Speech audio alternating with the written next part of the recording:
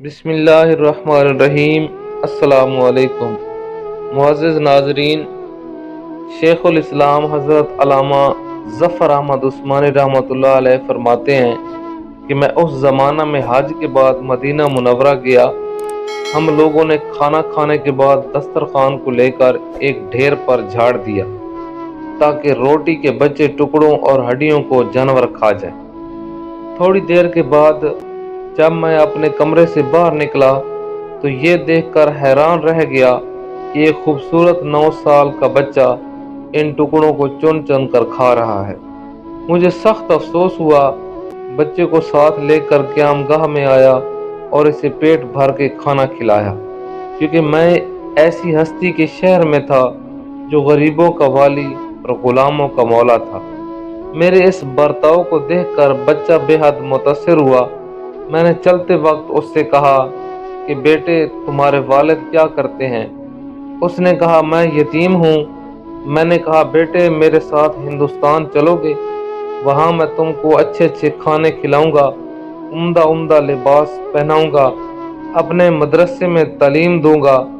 جب تم عالم فاضل ہو جاؤ گے تو میں خود تم کو یہاں لے کر آؤں گا اور تمہیں تمہاری والدہ کے سپرد کر دوں گا۔ تم جاؤ اپنی والدہ سے اجازت لے کر آؤ۔ لڑکا بہت خوش ہوا اور اچھلتا کودتا اپنی والدہ کے پاس گیا۔ وہ بیچاری بیوہ دوسرے بچوں کے اخراجات سے پہلے ہی پریشان تھی۔ اس نے فوراً اجازت دے دی۔ بچہ فوراً آیا اور مولانا کو بتایا کہ میں آپ کے ساتھ جاؤں گا۔ میری ماں نے اجازت دے دی ہے۔ پھر پوچھنے لگا کہ آپ کے شہر میں چنے ملتے ہیں؟ مولانا عثمانی نے بتایا یہ ساری چیزیں وافر مقدار میں تمہیں ملیں گی۔ مولانا کا بیان ہے کہ میری انگلی پکڑے پکڑے مسجد نبوی میں وہ میرے ساتھ آیا اور ٹھٹک کر رہ گیا۔ سرکار دو عالم صلی اللہ علیہ وآلہ وسلم کے روضے مبارک کو دیکھا اور مسجد کے دروازے کو، اور پوچھا کہ بابا، یہ دروازہ اور روضہ بھی وہاں ملے گا؟ میں نے کہا اس سے کہ بیٹا، اگر یہ وہاں مل جاتا تو میں یہاں کیوں آتا؟ لڑکے کے چہرے کا رنگ بدل گیا۔ میری انگلی چھوڑ دی۔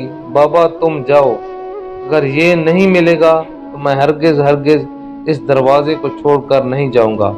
بھوکا رہوں گا، پیاسا رہوں گا۔ اس دروازے کو دیکھ کر میں اپنی بھوک اور پیاس بجھاتا رہوں گا، جس طرح آج تک بجھاتا آ رہا ہوں۔ یہ کہہ کر بچہ رونے لگ گیا اور اس کی عشق کو دیکھ کر میں بھی رونے لگ گیا۔ آج کا نوجوان سوشل میڈیا کے پیچھے لگ کر عشق مصطفیٰ کو بھول گیا ہے۔ اللہ پاک سے دعا ہے اللہ پاک ہم سب کو عشق مصطفیٰ صلی اللہ علیہ وآلہ وسلم نصیب فرمائے۔ آمین ثم آمین۔